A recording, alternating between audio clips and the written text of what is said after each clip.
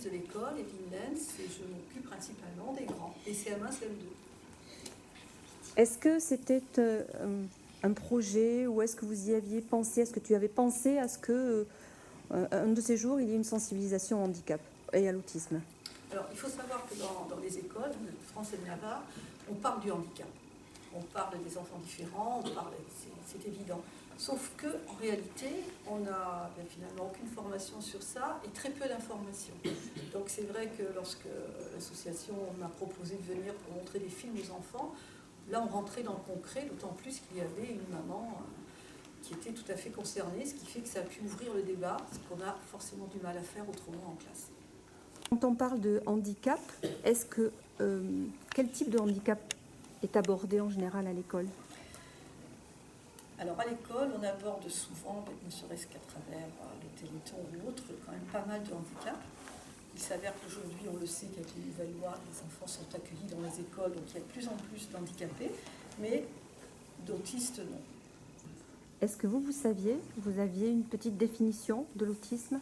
Alors moi, je savais ce que c'était que l'autisme, parce que j'y ai été confrontée dans ma vie par mes expériences de vie, mais il est vrai que je savais pertinemment que les enfants ne savaient pas ce qu'était l'autisme, d'autant plus que c'est vraiment un handicap où le problème, il me semble, le plus important pour l'intégration de ces enfants, c'est cette communication. C'est la présentation que nous vous avons proposée, qui se composait de films, de diffusion des épisodes de la saison 1 au niveau de notre web-série, était pertinente. Alors moi, ce qui m'a beaucoup plu dans la présentation des films, c'est qu'il y avait ce mélange entre des enfants avec un handicap, des enfants sans handicap, et la même chose pour les adultes. Et ça, on en a souvent reparlé en classe avec les élèves, et ils ont eu du mal à faire la différence et à comprendre. Et c'est là justement où était tout l'intérêt des films. Est-ce que ce n'était pas trop didactique? C'était pas trop académique comme façon de rentrer dans l'autisme? Je pense qu'il était intéressant de pouvoir diffuser des films de cet ordre-là, parce que ça représente le quotidien et que ça correspond tout à fait à la réalité et ce dont ils avaient besoin de comprendre. La suite de la journée a été un petit peu difficile pour certains qui se reposaient beaucoup de questions, ou est-ce qu'ils ont balayé, ils sont passés à autre chose comme... Alors pas du tout. D'ailleurs tout à l'heure la question leur a été posée, est-ce que vous en avez reparlé? Personne n'a levé le doigt alors qu'on en a souvent reparlé. Parce que bon, on sait qu'il y a eu un laps de temps entre le moment où, ça fait quand même un petit moment où on a vu ces films, et toute la journée pratiquement on a parlé de cette intervention, on a manipulé, on a regardé les pictogrammes, on a le projet de partager avec nos élèves un petit peu plus jeunes pour essayer de leur expliquer. Ça c'est le rôle des grands, mais ça se fera que là, en fin d'année, parce que comme partout, problème de temps. Le fait de manipuler des pictogrammes ou de travailler la communication, on n'a pas beaucoup travaillé, on a maintenant des livres de lecture qu'on amène aussi, bon, on continue de s'améliorer. Qu'est-ce qu'il manquait à votre avis à notre première présentation?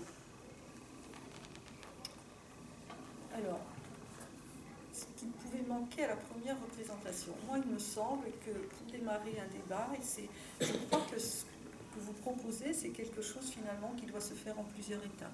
La première, c'est de découvrir ce problème, cette situation des enfants autistes, se poser des questions, se poser nous la question ici, que peut-on faire? Parce qu'on travaille beaucoup sur la laïcité, on travaille beaucoup sur l'accueil des enfants, mais nous, que faisons-nous concrètement? Ça, ce sont des questions qu'on s'est tous posées à l'école avec les grands. Et après, effectivement, je pense qu'il faudrait qu'il y ait une autre étape pour dire, eh bien nous, voilà ce qu'on a pu faire. En fait, il faudrait des échéances. Voilà ce que nous, on a fait concrètement par rapport à ce que vous nous avez apporté comme information. Aujourd'hui, on en est là. Donc, vous attendez une suite? Oui. Oui, aujourd'hui, ce qui serait nécessaire, c'est qu'il y ait une suite. Donc les enfants, justement, à partir du moment où on a des échéances, on pose vraiment ça dans un cadre, on sait qu'il va y avoir un retour et que nous aussi, on doit apporter quelque chose. Que dites-vous aux gens qui disent les enfants sont trop jeunes pour parler d'autisme, ça pourrait les traumatiser? Alors ça, c'est comme plein d'autres sujets, on pense que c'est réservé aux adultes, alors que les enfants comprennent très très bien. Ils ont cette capacité justement d'aller vers l'autre et de s'ouvrir. Et je pense que plus on en parle tôt, mieux c'est. Donc, je suis Natacha Laroche, la directrice de l'école de Lignan de Bordeaux. Nous sommes une école primaire qui accueille les enfants de la petite section de maternelle au CM2. Et nous avons reçu les mots de Jossie et l'association D'une rive à l'autre dans nos classes dans le cadre d'une sensibilisation à l'autisme. Est-ce que les enfants étaient prêts? Est-ce que vous pensez que les enfants étaient prêts à accueillir ce genre de sensibilisation? Afin de préparer cette visite, nous avions parlé des différences et de l'autisme avec nos élèves en leur montrant un petit film et en leur expliquant que les personnes qui allaient venir nous rencontrer avaient elles aussi réalisé un petit film avec des enfants autistes et non autistes. Nos élèves sont déjà sensibilisés un petit peu avec ce problème car nous avons un enfant porteur de troubles envahissants du développement au sein de la classe de l'école maternelle. Donc ils étaient déjà un petit peu au fait des comportements parfois atypiques que peuvent avoir ces enfants-là. Est-ce que vous avez parlé après? Vous en avez parlé un peu avant. Est-ce que vous en avez parlé après de cette rencontre?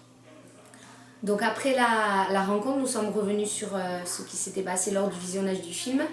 Je suis la maîtresse des CP, CE1 et les élèves ont été très attentifs et surtout remplis de questions.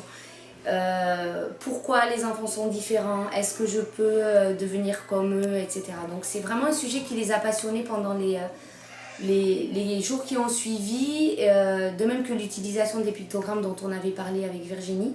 Ils ont créé chez eux le soir tout plein de petits pictogrammes. Certaines petites filles ont piqué le plastique alimentaire de leur maman pour plastifier les petites cartes qu'elles ont fait.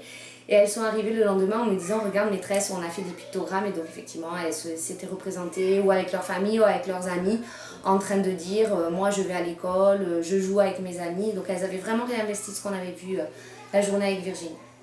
En quoi ce genre de rencontre, sensibilisation, peut-il être enrichissant? Peut-elle être enrichissante? Je pense que ces rencontres sont enrichissantes parce qu'elles ouvrent les enfants à la différence. Et je reste convaincue que c'est en travaillant avec des enfants qu'on peut changer la société de demain. Si on arrive à ce qu'aujourd'hui les enfants soient ouverts à la différence, qu'ils acceptent les enfants différents, ça fera forcément des adultes qui plus tard accepteront les différences, qui feront passer cette idée à leurs enfants et qui feront évoluer la société dans ce sens. Du moins je l'espère. Est-ce qu'on peut imaginer l'intégration d'enfants autistes à l'heure actuelle dans les classes? Aujourd'hui, on a quelques enfants autistes intégrés dans les classes. Je pense qu'on tend à en avoir quand même de plus en plus puisqu'il y a une réelle volonté d'intégration des élèves porteurs de handicap dans les classes ordinaires.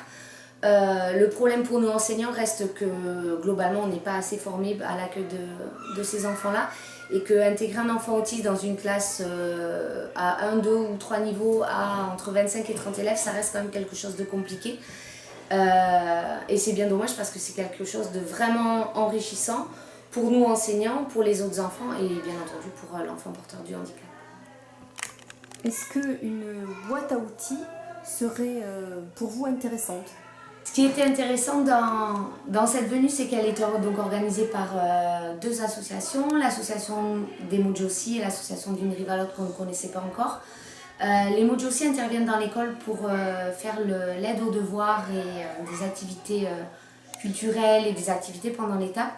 Du coup, ça donnait une espèce de légitimité à la venue de l'intervenante dans nos classes qui a l'habitude de travailler avec les enfants. Donc les enfants, naturellement, ont écouté ce qu'elle avait à dire et ont été très attentifs à la présentation qui leur a été faite par la suite.